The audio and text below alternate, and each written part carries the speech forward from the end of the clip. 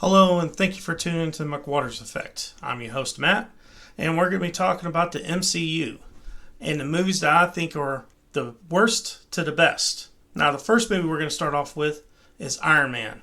Came out in 2008, has Robert Downey Jr. in it. When it came out, I thought this was the best movie I've ever seen, especially comic book movie. Back then, there wasn't very too many good comic book movies. And I decided to place this movie as number 9. Now, the next movie is The Hulk. It has Edward Norton Jr. in it, and it came out in 2008. And I was shocked at the end of it whenever Robert Downey Jr. came out. And I was like, what are they going to do, have a cinematic universe? And that's exactly what they did. Now, in my opinion, this movie is one of the worst movies that MCU made, and the main reason is because they haven't made any more. Of course, there's a reason for that. It's because Universal owns the rights to the Hulk. They just let them borrow it for the Avengers movies and for cameos like in Thor Ragnarok. Now, I put this one as number 1, worst movie. Next is Iron Man 2. Now, has pretty much the same cast as Iron Man 1, except for Don Cheadle's in it. He's playing War Machine. I placed this movie as number 6. Next is Thor. Now, Chris Hemsworth's in it. In my opinion, he's one of the best actors the MCU has, but in this movie, they did not allow him to spread his wings and do his thing. And so he was kind of restricted of what he could do. He just had to go by what the script was. So it didn't. The character didn't come out like it should have. And now Tom Hiddleston, he knocked it out of the park when it came to playing Loki. He's one of the best villains they have had in the MCU, other than Thanos. Now I placed this at number 7. Next is Captain America: First Avenger. Chris Evans plays the character. This character, when it comes to when I was a kid, it was one of my favorite characters. Especially, how he defied gravity with that, with his shield. It would just bounce and it'd come back to him no matter where he threw it. He could throw it in the middle of the sky, bounce off a damn plane, come back down to him. Now, this movie I placed as number 5. Next is the first Avenger movie. When this movie came out, I was assuming it was the last Marvel movie they were going to be making for this particular series. And when they did it on there, I just thought the world of it. I mean, it just blew my mind.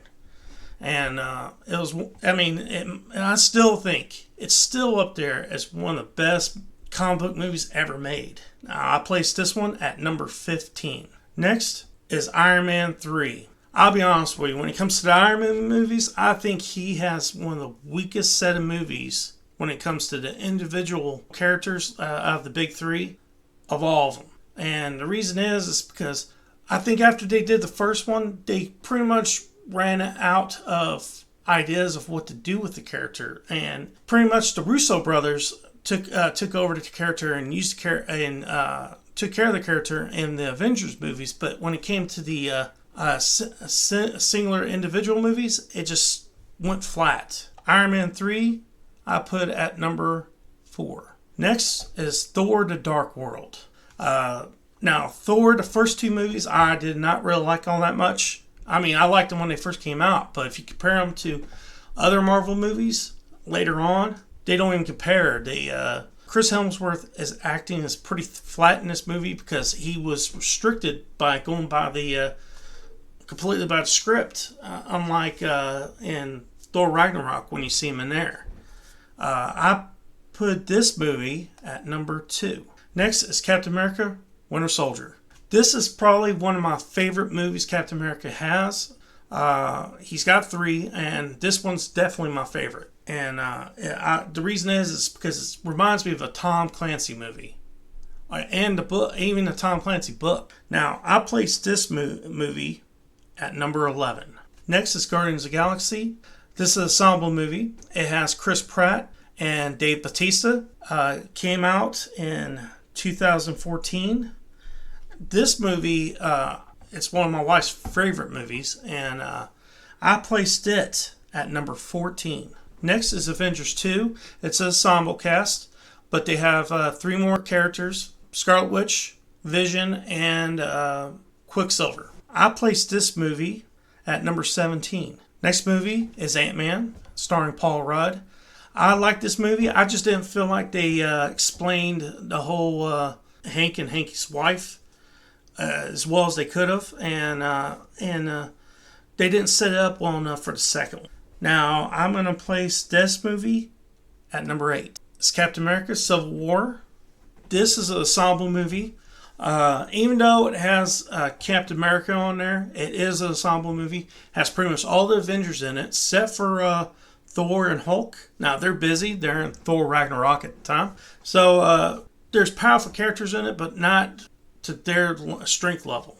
I placed this movie at number 19. Next is Doctor Strange. I enjoy watching television shows like The Magic, The Witcher. Anything that has to do with supernatural and magic, I find interesting. And this movie, I really enjoyed. I thought it was really good. And Adrian Cumberbatch did a really good job playing the character.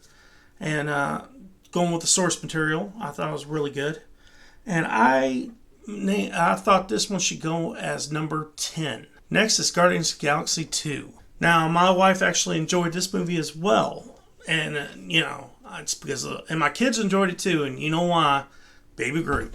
And I thought Dave Bautista was hilarious in it. And they had a new character, Mantis, which I enjoyed. I thought she was great. And of course, they had Tango and Cash in it. Kurt Russell and Sylvester Stallone. They were some of my favorite actresses to watch back in the 80s. I really enjoyed this movie because it reminded me of the 80s so much. And it reminded me of my childhood more than anything. And I placed this one at number 18. Next is Spider-Man Homecoming. It has Tom Holland. Also, Robert Downey Jr. makes an appearance in it as Iron Man. And the movie's not too bad. I thought the movie was pretty good. And I thought they could do more explanation about his uncle. They left that storyline out, but as many movies as they've had about Spider-Man, they didn't really need to add in there. I placed Spider-Man at number 12. Next is Thor Ragnarok. Now, when it comes to being a comedy, it's probably one of the best movies that Marvel's made. Taika Waititi directed it, and that dude is hilarious. I mean, he... I don't even know what else to say about that movie other than it's hilarious. You gotta see it. And I placed that at number 21. Next is Black Panther. We had some tragedy from this movie. Chadwick Boseman died in 2020 from colon cancer. I thought the movie was great, and I thought he did a really good job in the movie, as well as everybody else that's part of the movie. I placed this movie at number 20. Next is Avengers Infinity War. Another ensemble movie. One of the best movies Marvel's ever made. I mean, I don't know what you could say about it. There are so many running parts to the movie. I can't even believe that they pulled it off and made it as good as they did. It's just fantastic. And I'm sure everybody else agrees with that. And I put this movie at number 22. Next is Ant-Man and Wasp. This movie had an unfortunate circumstance to come out after Infinity War. So everybody, they knew it wasn't going to be like Infinity War, but they were expecting a lot more. But at the very end, what they did with that, tying it up to the movie, was good. And I placed this movie at number 13. Next is Captain Marvel. I'll be honest with you, I hate this movie. And it's mostly because of the actress that plays her. I'm not a big fan of Brie Larson. I think she's woke. And her wokeness pretty much turns me off from watching most of the stuff she's in. I watched this because I'm a big Marvel fan. And when it comes to Captain Marvel, I think that character is a great character for young girls and women to aspire to be and be like. Now, when you watch her, she's a conceited little crap, and pretty much just like Brie Larson. It's my opinion. You know, you can take it or leave it. I'm going to put that movie at number 3. I'm sure I'm going to get a lot of people to disagree with that. But this is my opinion, and I'm putting it where I want to. Next is Endgame. What can you say about Endgame? Fantastic movie. It's an ensemble movie. You know, same thing you have to say about Infinity War. What they did with that movie was mind-blowing. All the moving parts getting it work together. You know, and there's at the very end, there's no way there's a dry eye in that theater. You know, after what Tony did to sacrifice himself, save the world, and save pretty much the universe.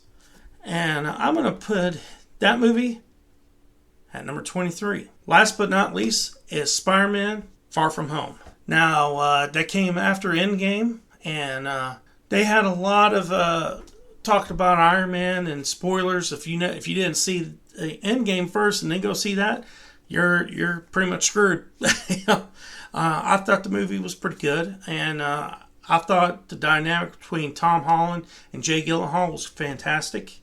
It's hard to not think much of Jay Gyllenhaal. He does a good job at anything he does, and he played a good job playing a villain. And at first, you know, you think he's a hero, and then he became a villain. I thought it was a very good movie. And it comes to, was it better than the first one? Absolutely. And I'm gonna put this one right here. Now I know people are gonna watch this and probably disagree where I put some of these movies at. Well, that's fine. Just go ahead and make a comment. Let me know. And don't forget, please subscribe and hit the like button. It helps the channel grow. See you later. Peace.